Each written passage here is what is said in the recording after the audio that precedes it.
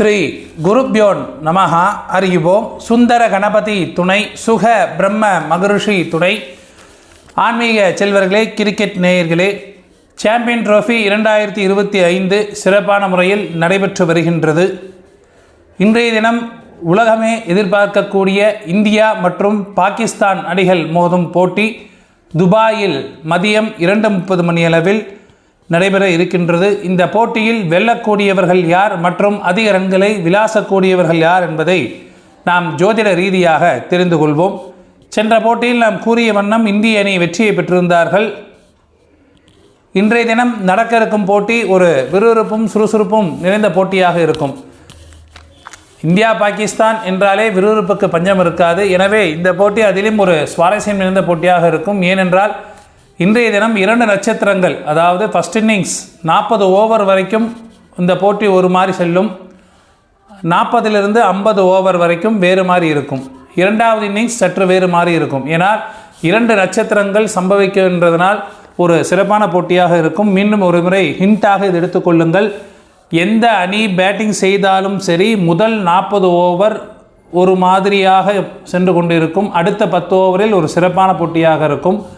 அடுத்த இரண்டாவது இன்னிங்ஸ் வேறு மாதிரியாக இருக்கும். எனவே ஒரு சுவாரஸ்யம் நிறைந்த போட்டியாக இந்த போட்டி இருக்கக்கூடிய ஒரு அமைப்பாக இன்றைய கிரக சூழ்நிலைகள் உள்ளது. இன்றைய தினம் இந்திய அணி முதலில் பேட்டிங் செய்தார்கள் என்றால் சிறப்பாக விளையாடக்கூடிய நபர்கள் ரோஹித் சர்மா அவர்களை ஆப்ஷனலாக வைத்துக் கொள்ளுங்கள். என்னடா மறுபடியும் ஆப்ஷனலாக வச்சுக்கோங்க அப்படின்னு சொல்கிறாங்கன்னு நினைக்க வேண்டாம்.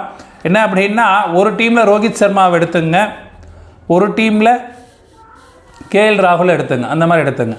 ஏன் அப்படின்னா, ரோஹித் சர்மாவுக்கு இன்றைய கிரக சூழ்நிலையில் நன்றாகவே இருக்கின்றது. இருந்தாலும் ஒரு சில மைனஸ் என்பது உள்ளதினால் அவரை ஆப்ஷனலாக தேர்ந்தெடுத்துக் கொள்ளுங்கள். ஒரு டீமில் ரோஹித் சர்மா, ஒரு டீமில் KL ராகுல் அப்படிங்கிற மாதிரி எடுத்துக்கலாம்.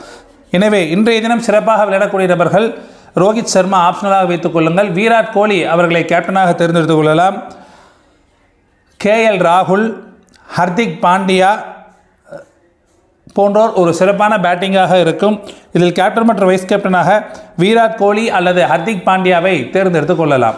ஆல்ரவுண்டராக ரவீந்தர் ஜடேஜா மற்றும் அக்ஷர் பட்டேலை தேர்ந்தெடுத்துக் கொள்ளலாம். இந்திய அணி முதலாவது பந்து வீசினார்கள் என்றால் விக்கெட்டுகளை வீழ்த்தக்கூடிய நபர்கள் முகமது சமி, ஹர்ஷித் ராணா அவர்கள் ஒரு விக்கெட் வீழ்த்தக்கூடிய அமைப்பு என்பது உண்டு. முதலாவது பந்து வீசினார்கள் என்றால் முகமது சமி, ரவீந்தர் ஜடேஜா, ஹர்திக் பாண்டியா போன்றோர், அக்ஷர் பட்டேல் போன்றோர் விக்கெட்டுகளை வீழ்த்துவார்கள். முதல்ல பந்து வீசும் பொழுது ராணாவை ஆப்ஷனலாக வைத்துக் கொள்ளுங்கள்.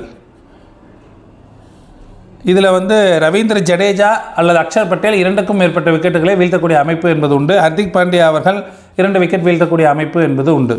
அடுத்தபடியாக இந்திய அணி இரண்டாவது பேட்டிங் செய்தார்கள் என்றால் சிறப்பாக விளையாடக்கூடிய நபர்கள் ரோஹித் சர்மா. ரெண்டாவது பேட்டிங் பண்ணார்னா ஆப்ஷனலாகவே எடுத்துக்க வேண்டாம், உள்ள டேரக்டாக டீமுக்குள்ளேயே கொண்டு வந்துடலாம்.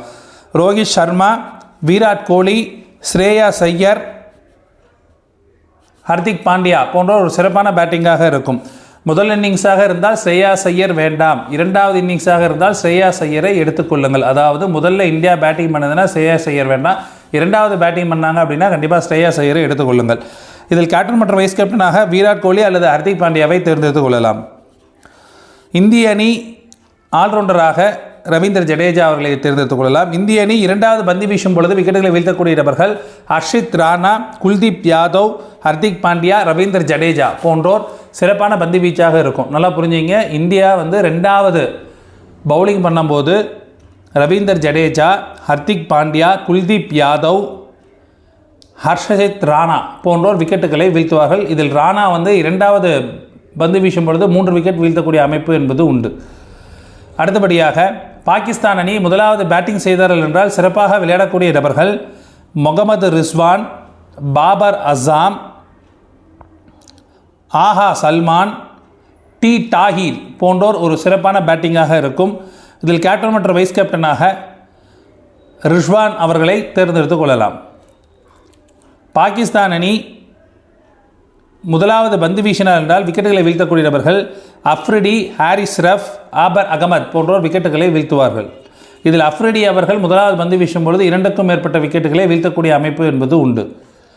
அடுத்து பாகிஸ்தான் அணி இரண்டாவது பேட்டிங் செய்தார்கள் என்றால் சிறப்பாக விளையாடக்கூடிய நபர்கள் முகமது ரிஸ்வான், பாபர் அசாம், குஷால் ஷா, ஆகா சல்மான் போன்றோர் ஒரு சிறப்பான பேட்டிங்காக இருக்கும்.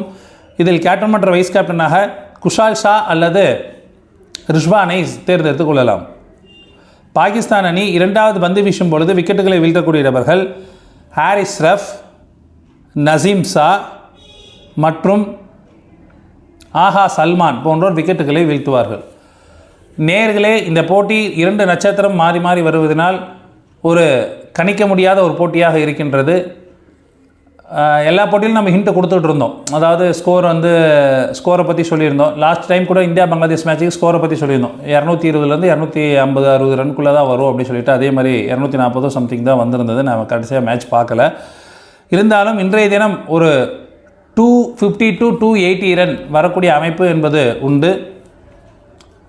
நிறைய மாற்றங்கள் நிறைந்த போட்டியாக, நிறைய அதிர்ச்சி அளிக்கக்கூடிய ஒரு போட்டியாக இந்த போட்டி இருக்கும். இதில் ஏதேனும், அதாவது இப்போ பார்த்தீங்கன்னா ஃபக்சர் ஜமான் அவர்கள் டீம் விட்டு வெளியில் போயிட்டார். அவருக்கு பதிலாக யாரை உள்ளே கொண்டாடுறாங்க அப்படிங்கிறது தெரியல. இமாம் உல்லக்கா, அந்த குலாம் சொல்லி ஒருத்தர் இருக்கார். 2 பேர்த்தில் யார் வராங்கன்னு தெரியல. அதனால் அவங்க பேரெல்லாம் நான் குறிப்பிடலை. டாஸ் போட்டதுக்கு பிறகு டெலிகிராம் லிங்கில் அப்டேஷன் என்பது வழங்கப்படும். டெலிகிராம் லிங்க் டிஸ்கிரிப்ஷன் பாக்ஸில் இருக்கும். இணைந்து கொள்ளாதவர்கள் இணைந்து கொள்ளுங்கள். இந்திய அணி வெற்றி பெறுவார்கள். நன்றி, வணக்கம்.